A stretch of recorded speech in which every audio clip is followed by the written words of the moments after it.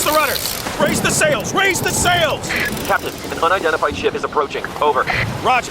Wait, is that an Enterprise sales solution? Reach sales professionals, not professional sailors. With LinkedIn ads, you can target the right people by industry, job title, and more. Start converting your B2B audience today. Spend $250 on your first campaign and get a free $250 credit for the next one. Get started today at linkedin.com/campaign. Terms and conditions apply. Not sure how to tackle your taxes? Are you sweating the small print? You may be experiencing FOMO, the fear of messing up. The answer? Using TurboTax on Intuit Credit Karma.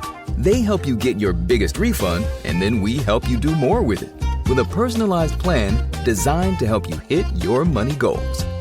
It's time to take your taxes to the max. Start filing today in the Credit Karma app. El principio de todas las cosas siempre ha sido un misterio envuelto en silencio. Antes de que el Edén fuera plantado, antes de que la luz brillara sobre la tierra, ya había algo: el abismo. La narrativa bíblica nos presenta esta realidad de forma sutil, casi como un susurro escondido entre las líneas del Génesis. La tierra estaba sin forma y vacía, y las tinieblas cubrían la faz del abismo. Esta frase, aparentemente simple, abre un océano de interpretaciones.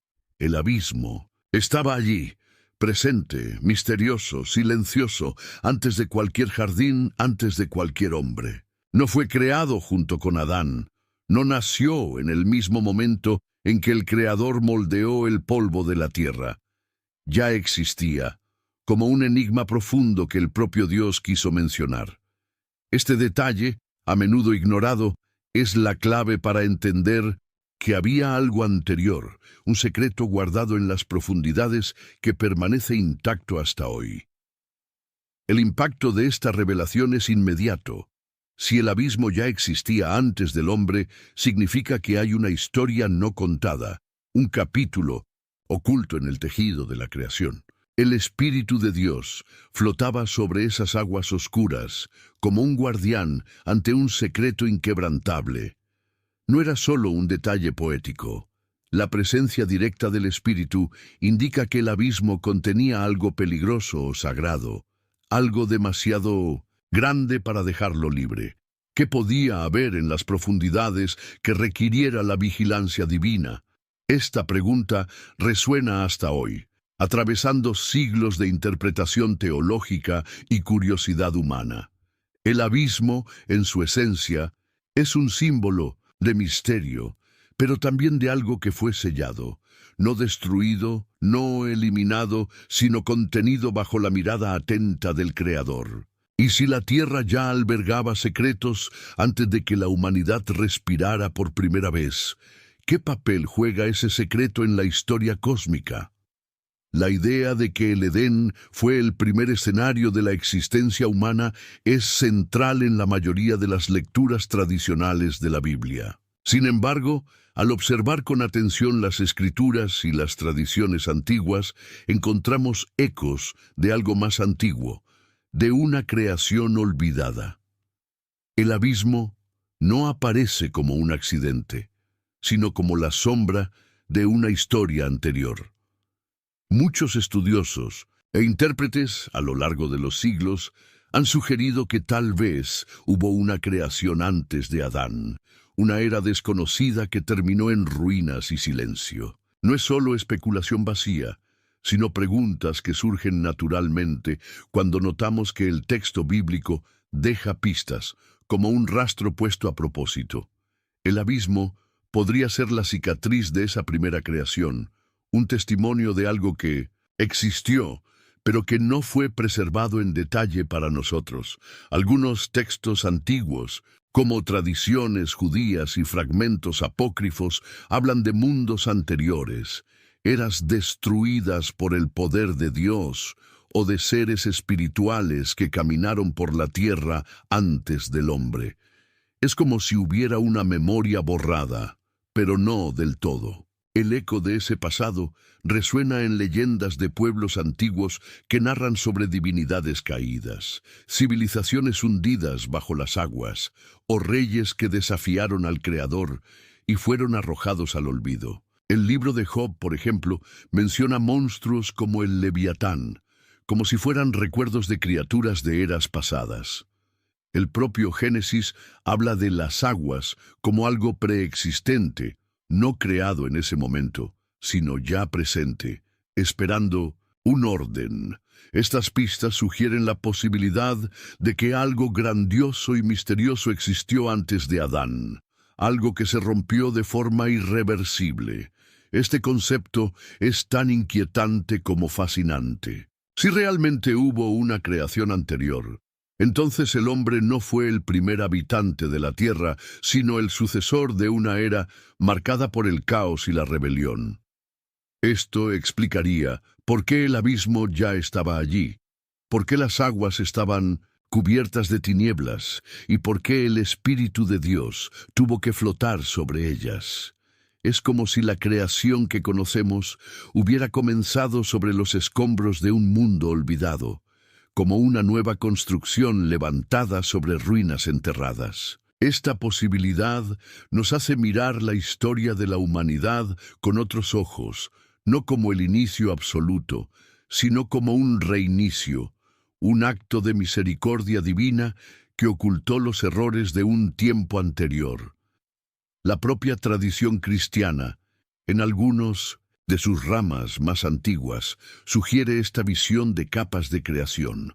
Los ángeles caídos, mencionados en textos como el de Enoc, podrían haber sido los habitantes de esa era primordial. Si es así, no surgieron en el Edén sino antes, y su rebelión fue la causa de la ruina que sumió al mundo en tinieblas. La humanidad habría sido creada como una respuesta, como una nueva esperanza ante el fracaso anterior. El silencio de 1905. Las escrituras sobre los detalles puede ser intencional. Tal vez Dios decidió borrar esa historia de la memoria humana para que no nos perdiéramos en su tragedia, pero dejó marcas sutiles, como recuerdos grabados en las piedras de una ciudad sepultada. Y entonces, una pregunta resuena con aún más fuerza. Si el abismo es la prisión de esa primera creación, ¿qué quedó de ella? ¿Solo cadenas y sombras, o fragmentos de gloria aún escondidos en las profundidades? La idea de que el abismo guarda no solo destrucción, sino también vestigios de algo grandioso, nos enfrenta a un misterio casi insoportable. El hombre vive sobre un escenario construido sobre ruinas invisibles, y tal vez, en el silencio de las aguas, aún resuene el lamento de la primera creación. Aquí está el gancho, y si lo que fue borrado no está completamente muerto, sino esperando el momento señalado para surgir de nuevo. El Génesis no explica qué había allí, solo nos muestra al espíritu flotando sobre las aguas. Esa escena es de una belleza sombría, pero también de una fuerza indescriptible, la oscuridad cubriendo todo, las aguas agitadas en silencio y el Espíritu de Dios en movimiento sobre ellas. Es casi como la imagen de un guerrero ante una prisión, como si algo allí abajo aún estuviera vivo, esperando. La narrativa sagrada nunca desperdicia palabras, y cada detalle tiene un peso. La falta de explicación en realidad es una invitación al misterio. El texto nos lleva a reflexionar. ¿Por qué la Biblia, al describir el inicio de la creación, se asegura de mencionar el abismo? ¿No habría sido más simple comenzar con la luz, con la belleza del Edén, con el orden divino? El abismo aparece primero, como si fuera una marca dejada a propósito para recordarnos que hay una historia mayor, una capa oculta de la realidad. This episode is brought to you by Alexa Plus. Say hello to Alexa Plus and see how Alexa can do more for you. Need tickets to that last-minute show? Craving your favorite restaurant? Sit back, relax, and talk naturally. Alexa's on it. Alexa learns your preferences to create a personalized experience. And now, Alexa Plus is free with Prime on your Amazon devices, like Echo and Fire TV. Learn more at amazon.com/Alexa Plus. Refreshing Wild Cherry Cola meets smooth cream. The treat you deserve. Pepsi Wild Cherry and Cream. Treat yourself. El abismo no puede reducirse a un simple espacio físico o una metáfora literaria. Se describe como profundo, oscuro, un lugar donde las tinieblas tenían un dominio absoluto antes de que Dios ordenara la luz. En la tradición hebrea, el término Tehom lleva el peso del caos primordial, algo que no solo existía, sino que resistía al orden. El espíritu flotaba no para destruir, sino para contener, para mantener en silencio algo que no debía emerger. Esta imagen es inquietante, porque sugiere que el abismo no estaba vacío, estaba habitado por una presencia, por una memoria, tal vez incluso por fuerzas aprisionadas. Esta idea resuena en varias tradiciones antiguas, que hablan de prisiones en las profundidades, de aguas que esconden monstruos, de fuerzas encerradas en cavernas sumergidas. El texto bíblico, sin profundizar, solo confirma: había tinieblas, había un abismo y había la vigilancia de Dios.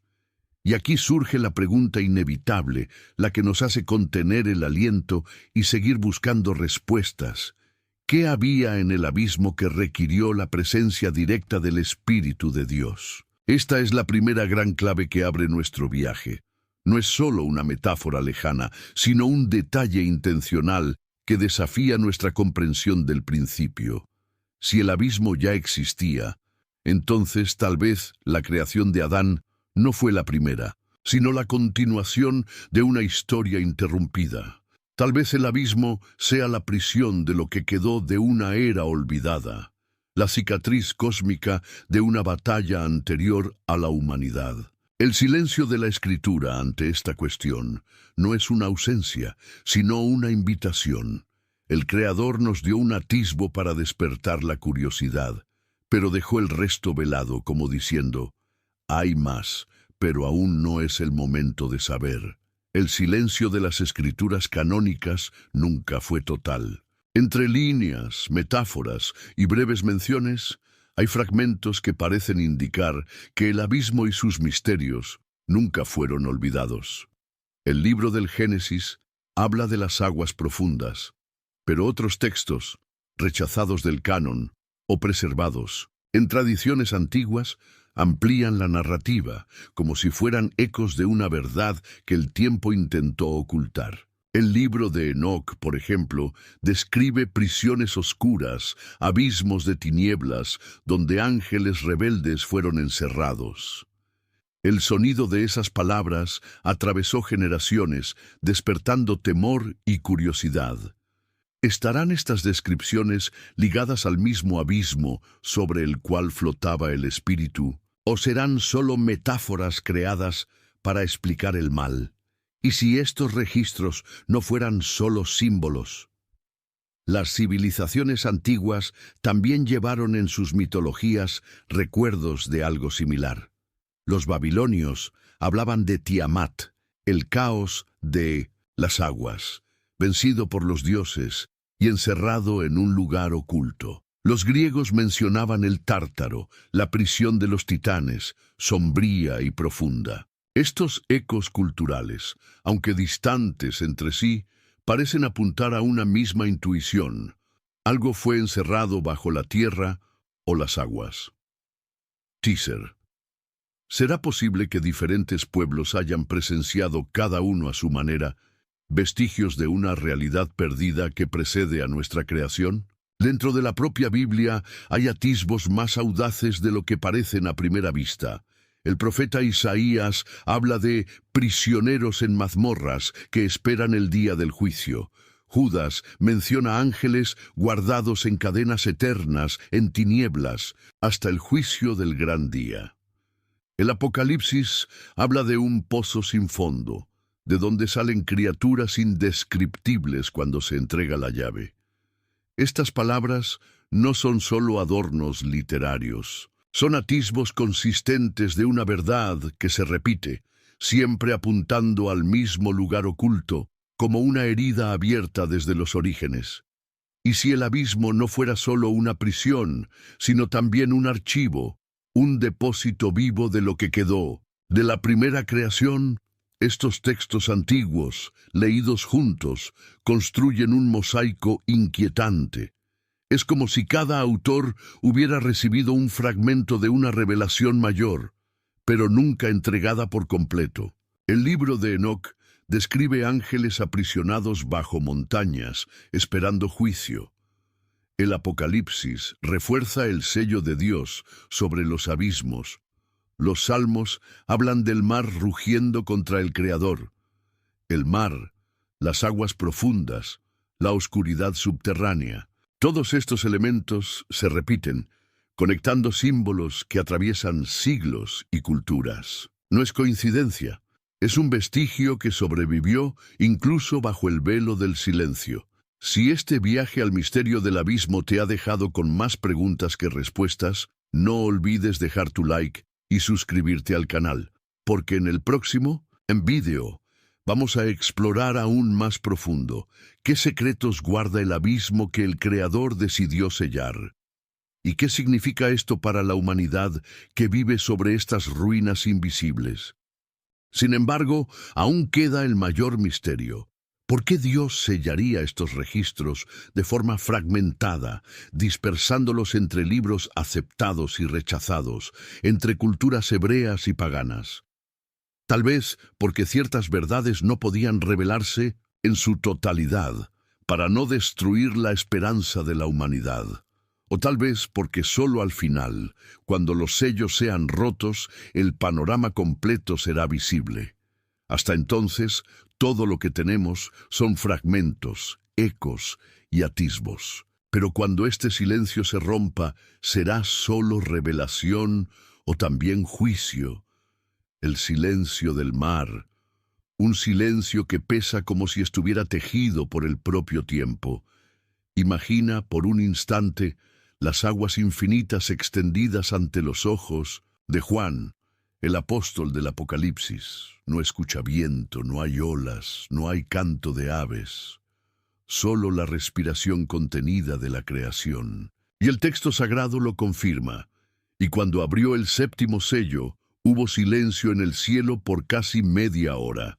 Apocalipsis 8:1. Este silencio no es vacío, sino una pausa divina. Es el respiro del universo antes de la revelación, el preludio de lo que está por venir. El mar, a lo largo de la historia bíblica, siempre ha sido un símbolo de misterio. Al principio de todo, cuando la tierra estaba sin forma y vacía, y las tinieblas cubrían la faz del abismo, Génesis 1:2, era sobre el mar primordial que el Espíritu de Dios flotaba. Las aguas representaban el caos, la incertidumbre, el abismo del desconocido. Y fue Dios quien estableció límites, quien separó el mar de la tierra, quien impuso orden sobre lo que parecía indomable. Por eso, cuando vemos el mar en silencio en el Apocalipsis, entendemos que no es una calma común, sino un acto simbólico. El caos está momentáneamente dominado, esperando la próxima palabra del Señor. Piensa en el contraste. El mismo mar que se alzó para tragarse al ejército del faraón en el Éxodo. El mismo mar que Jonás enfrentó en su huida y que casi costó la vida de los marineros. El mismo mar que Jesús calmó con una sola orden: «Cállate, quédate quieto». Marcos 4:39. Ahora, en el Apocalipsis, el mar no necesita ser reprendido. Ya está mudo, estático, rendido al mandato del Creador. Es como si toda la creación se hubiera inclinado en reverencia, esperando el sonido de las trompetas que están por sonar. La escena se expande ante los ojos del espectador. El horizonte infinito, el cielo y el mar fundidos en una misma línea. La luna se refleja sobre las aguas inmóviles y el silencio es tan denso que casi se puede escuchar. Es el tipo de silencio que no trae paz, sino expectativa. El corazón humano sabe que algo se acerca. La ausencia de sonido se convierte en una profecía. El próximo sello está a punto de revelar la dimensión del juicio divino. Pero ¿por qué el mar? ¿Por qué esta simbología tan recurrente en las Escrituras? Isaías nos da una pista al declarar: pero los impíos son como el mar agitado, que no puede calmarse, cuyas aguas arrojan lodo y fango. Isaías 57:20. El mar, con su movimiento incesante, siempre ha representado la inquietud de la humanidad sin Dios. Y si ahora el mar se silencia, tal vez sea porque incluso el pecado, la rebeldía y la agitación de las naciones tuvieron que callar ante él, en poder del Cordero. El silencio del mar es la confesión muda de que nadie puede resistir el decreto divino. Introducing Home Care Plus, a new subscription service from Lowe's that helps make life easier by giving members a hand with home maintenance. Let Lowe's tackle the tasks you keep meaning to do, like electric dryer vent cleaning, replacing hard-to-reach light bulbs, and more. Subscribe to Home Care Plus for just $99 a year and consider your to-do list done. Members get more at Lowe's. Available in select zip codes only. Cancel anytime. Non-refundable fee. Product purchase required. Terms and service restrictions apply. Details at lowes.com/terms. Subject to change. This episode is brought to you by Redfin. You're listening to a podcast, which means you're probably multitasking. Maybe even scrolling home listings on Redfin, saving homes without expecting to get them. But Redfin isn't just built for endless browsing. It's built to help you find and own a home. With agents who close twice as many deals, when you find the one, you've got a real shot at getting it. Get started at redfin.com. Own the dream. Bajo las aguas, en las profundidades que el ojo humano no alcanza, yacen secretos. Restos de civilizaciones, barcos tragados por el abismo, monumentos que desaparecieron en la oscuridad. El mar guarda la memoria de los imperios que se alzaron contra el Altísimo y cayeron. Cada corriente oculta es testigo de que la soberbia humana no resiste el flujo de la eternidad. Y es en este escenario, el mar en silencio, donde Dios prepara la transición de la historia. La narración se intensifica. No confundas silencio con paz. El silencio del mar es un presagio. Es el mismo silencio que precede a la tormenta, el mismo intervalo de respiración antes de que la trompeta anuncie el juicio. El mar espera, la tierra espera, el cielo espera. Toda la creación está en expectativa, porque el próximo acto no será común, será cósmico, será eterno. Y el texto bíblico aún nos señala el futuro. Vi un cielo nuevo y una tierra nueva, porque el primer cielo y la primera tierra pasaron, y el mar ya no existe. Apocalipsis 21:1. El mar en silencio es solo un preludio del destino final. El día en que el caos dejará de existir, en que no habrá más barrera entre lo humano y lo divino, porque Dios habitará para siempre con los hombres. El mar que hoy guarda misterios, mañana será abolido, y la eternidad será clara, sin sombras, sin abismos, sin límites. Y así, el silencio del mar nos enseña. No solo refleja la escena apocalíptica, sino que también habla del corazón humano. Como el mar, podemos parecer tranquilos por fuera, pero por dentro cargamos corrientes ocultas, turbulencias invisibles. Y si el mar tuvo que callar ante el Cordero, nosotros también debemos silenciarnos ante Dios. El Señor está en su santo templo. Que calle ante él toda la tierra. Habacuc 2:20. El silencio es reverencia, es adoración, es el reconocimiento de que no hay palabras humanas capaces de explicar lo que está por revelarse. En el fondo, la narración deja una última reflexión. El silencio del mar no es el fin, es solo el umbral. Es el momento en que el reloj de la eternidad contiene el aliento para anunciar el próximo acto. El silencio del mar es el preludio de la eternidad. El cielo permanecía en expectativa. El silencio que dominaba el mar ahora se extendía por todo el cosmos, como si el universo estuviera atrapado en una respiración contenida. Y fue entonces cuando Juan contempló algo que ningún ojo humano había osado imaginar: el sello oculto de Dios. Y vi a otro ángel que subía desde el oriente, llevando el sello del Dios vivo. Apocalipsis 7:2. Esta marca no era visible para los hombres comunes, pero llevaba consigo la autoridad del Altísimo, la distinción eterna entre aquellos que le pertenecen y aquellos que eligieron seguir otro camino. La narración fluye como un río profundo, revelando que el sello es más que un símbolo, es identidad. Desde el inicio de la historia bíblica, Dios siempre marcó a los suyos. Cuando Caín temió la venganza tras el asesinato de Abel, la Escritura relata: y el Señor puso una señal en Caín, Génesis 4:15. En Ezequiel leemos que los hombres recibieron una marca en la frente para ser librados del juicio, Ezequiel 9:4. Y en el Apocalipsis, el sello del Dios vivo es la promesa final de que aquellos que pertenecen al Señor nunca serán confundidos con los impíos. No es solo una marca visible, sino una firma espiritual, invisible para el mundo, pero registrada en el trono del Altísimo. La cámara imaginaria sigue al ángel que desciende desde el oriente. Su presencia no es común. Trae en sus manos no solo poder, sino destino. Los 4 vientos, listos para soplar destrucción sobre la tierra, son detenidos hasta que los siervos de Dios sean sellados. El sello marca la diferencia entre la preservación y el juicio, entre la vida eterna y la condenación. La voz del narrador resuena con gravedad. Nada puede suceder hasta que el pueblo de Dios esté marcado por la protección divina.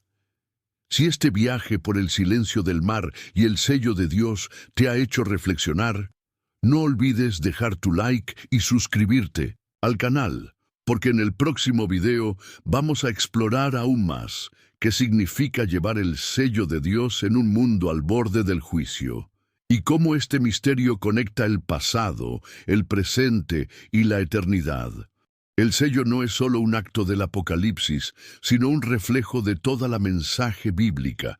Pablo escribió: en él también ustedes, al escuchar la palabra de la verdad, el evangelio de su salvación, y al haber creído en él, fueron sellados con el Espíritu Santo de la promesa. Efesios 1:13.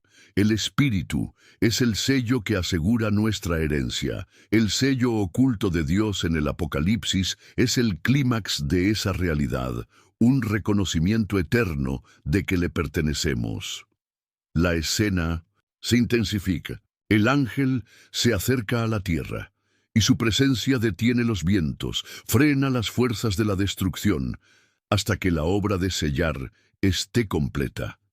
El sello es invisible, pero real. Brilla como una marca de fuego en la eternidad. Es el contraste directo con la marca de la bestia, que más adelante será ofrecida a quienes rechazan a Dios. Aquí, el sello no es imposición, sino promesa. No es esclavitud, sino libertad. Declara: ellos son míos. Las imágenes sugeridas por la narración son cinematográficas. Rostros iluminados por la luz del oriente, multitudes invisibles recibiendo la marca del Señor, el viento suspendido en el horizonte, la naturaleza en espera. El sello no es solo protección futura, sino separación presente. Distingue a quienes caminan con el Cordero de aquellos que se pierden en la multitud de las naciones. El narrador profundiza en la dimensión teológica. El sello es el símbolo de la soberanía de Dios. Es Él quien elige, quien guarda, quien preserva. Nada escapa de su mano. El mundo puede agitarse, los reinos pueden derrumbarse, las fuerzas espirituales pueden alzarse, pero el sello es la garantía de que aquellos que están en Cristo jamás serán tocados por la condenación eterna. El fundamento de Dios está firme, teniendo este sello. El Señor conoce a los que son suyos. 2 Timoteo 2:19. El suspenso crece. La pregunta se lanza al espectador. ¿Estoy sellado? ¿Pertenezco al Señor? No es solo un detalle del Apocalipsis, es un convite a la reflexión en el presente. El sello oculto de Dios es una verdad eterna, y quien lo recibe lleva en sí la marca de la redención. El mundo tal vez no lo perciba, pero el cielo lo testimonia. La cámara se aleja lentamente mostrando al ángel en el horizonte, el mar aún en silencio, los vientos contenidos, la tierra esperando. Y la voz del narrador concluye en tono solemne. El sello oculto de Dios es la garantía del pueblo santo, la marca de la alianza, la prueba eterna de que nada puede separarnos del amor de Cristo. Y entonces, tras el silencio del mar y el sello oculto de Dios, llegó el instante en que los cielos se abrieron para revelar el clímax de la visión. Juan, exiliado en Patmos, escribe con palabras cargadas de asombro y reverencia, pues ningún lenguaje humano podría describir lo que sus ojos contemplaron.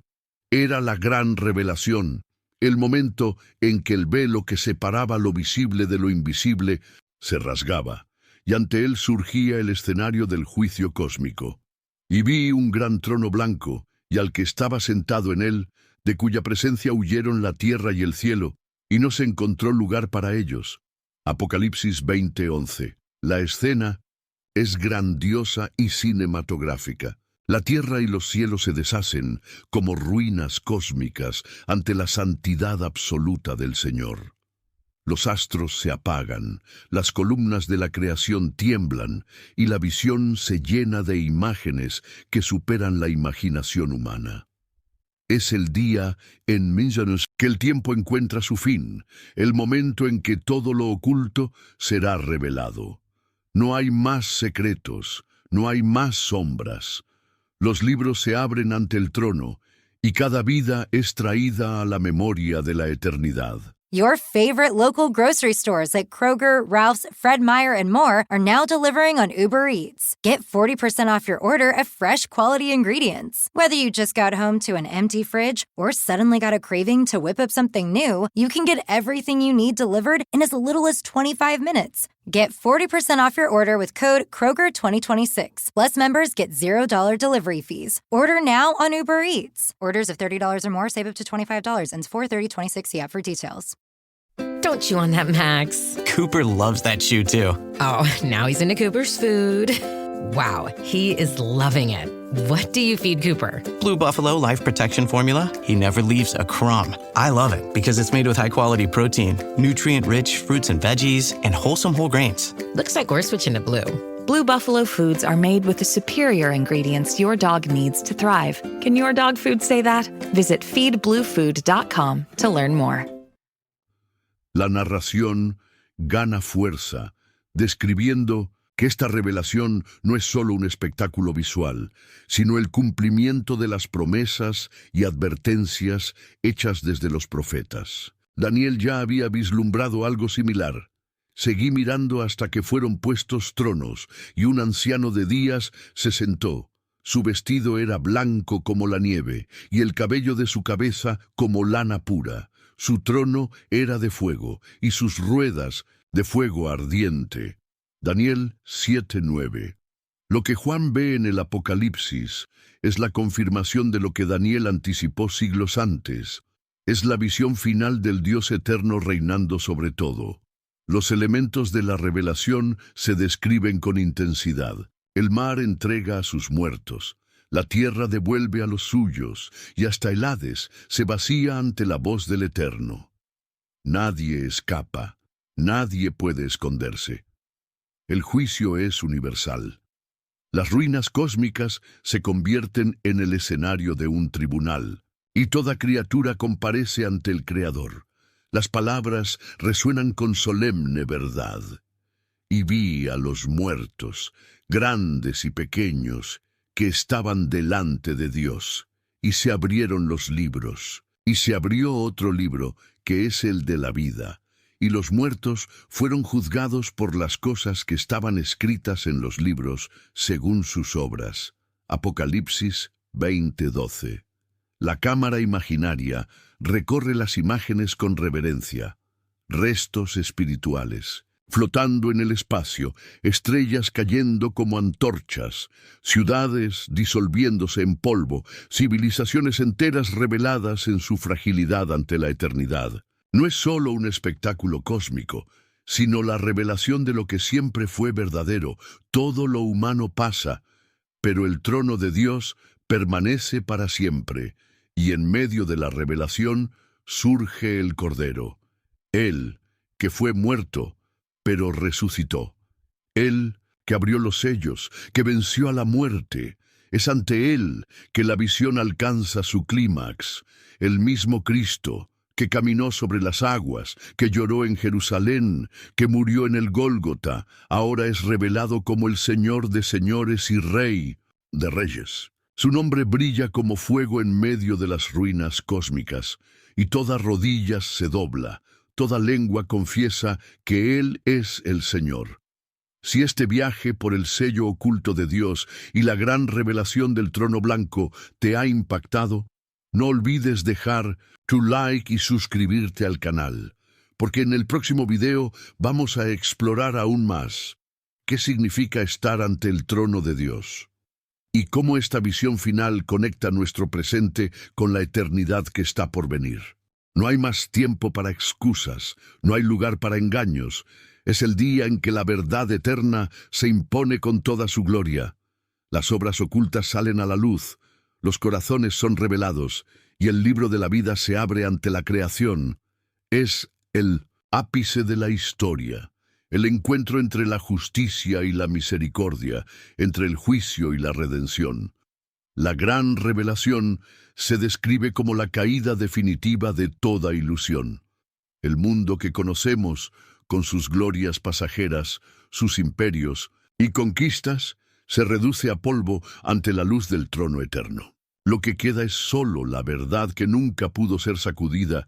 Dios reina, el Cordero venció, y su reino no tendrá fin. La narración resuena como un trueno suave. Esta revelación no es solo un vislumbre del futuro, sino un llamado al presente. ¿Quién podrá permanecer ante él? ¿Quién tendrá su nombre escrito en el libro de la vida? La visión de Juan no es solo una promesa lejana, sino un convite urgente: prepararse, arrepentirse, volverse al Señor, porque el día de la revelación llegará. La Escritura concluye la narrativa de la redención y el juicio, mostrando la consumación del plan de Dios. Juan describe: «Vi un cielo nuevo y una tierra nueva, porque el primer cielo y la primera tierra pasaron, y el mar ya no existe». Apocalipsis 21:1. El juicio final es el cumplimiento de la justicia divina, la ejecución de todas las promesas de Dios a lo largo de la historia, y la restauración de todo conforme al propósito eterno. No se trata solo de destrucción, sino de un ordenamiento conforme a la santidad de Dios. Los muertos son juzgados según sus obras, y los muertos fueron juzgados según sus obras, por lo que estaba escrito en los libros. Apocalipsis 20:12. Este juicio es justo e imparcial, reflejando la perfección de la ley divina. Aquellos que recibieron el sello de Dios permanecen protegidos, mientras que los que rechazaron su soberanía enfrentan la ejecución de la justicia. El juicio final evidencia que Dios es el Señor soberano sobre toda la creación, y que ninguna obra, oculta o pública, escapa a su mirada. El texto enfatiza que no hay parcialidad. Él hará justicia a los afligidos conforme a su palabra, y condenará a los impíos según lo que hicieron. Salmos 103:6 adaptado. El juicio no es arbitrario. Es la consumación de la verdad revelada, un acto que cumple la ley y la promesa. Las Escrituras entrelazan juicio y misericordia, mostrando que el plan divino siempre busca restaurar y separar, otorgando la vida eterna a quienes creyeron y perseveraron. El cielo nuevo y la tierra nueva no son meramente simbólicos, sino que indican la transformación completa del universo. La creación deja de estar bajo la corrupción, el pecado y el mal son eliminados definitivamente. El mar, que antes simbolizaba el caos y la incertidumbre, desaparece. Apocalipsis 21:1, y la tierra se establece en orden conforme a la voluntad de Dios. La Escritura muestra que la consumación de la historia es, al mismo tiempo, la restauración de la creación, revelando la fidelidad de Dios a su propósito desde el principio. El retorno al inicio demuestra la coherencia del plan divino. El principio, la caída, la redención y la consumación. Todo lo creado por Dios, incluido el hombre, es restaurado a su propósito original.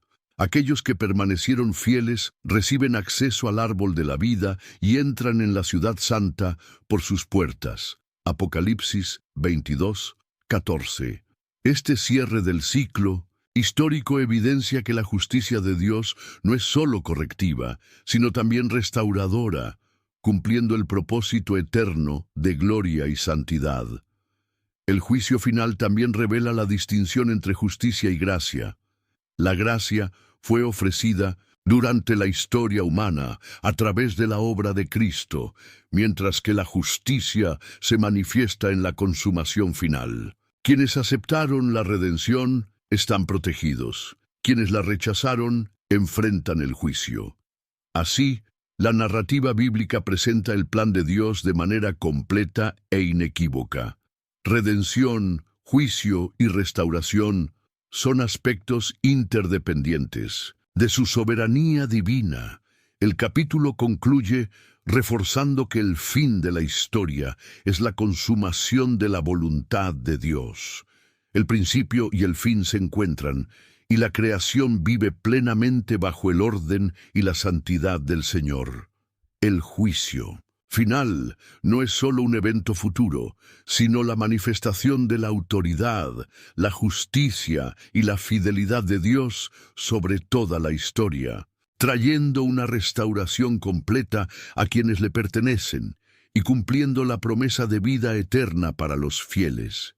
Si esta reflexión sobre el juicio final y la nueva creación te ha tocado el corazón, no olvides dejar tu like y suscribirte al canal, porque en el próximo video exploraremos cómo vivir hoy con la certeza de esta promesa eterna y cómo prepararnos para el día en que el libro de la vida será abierto.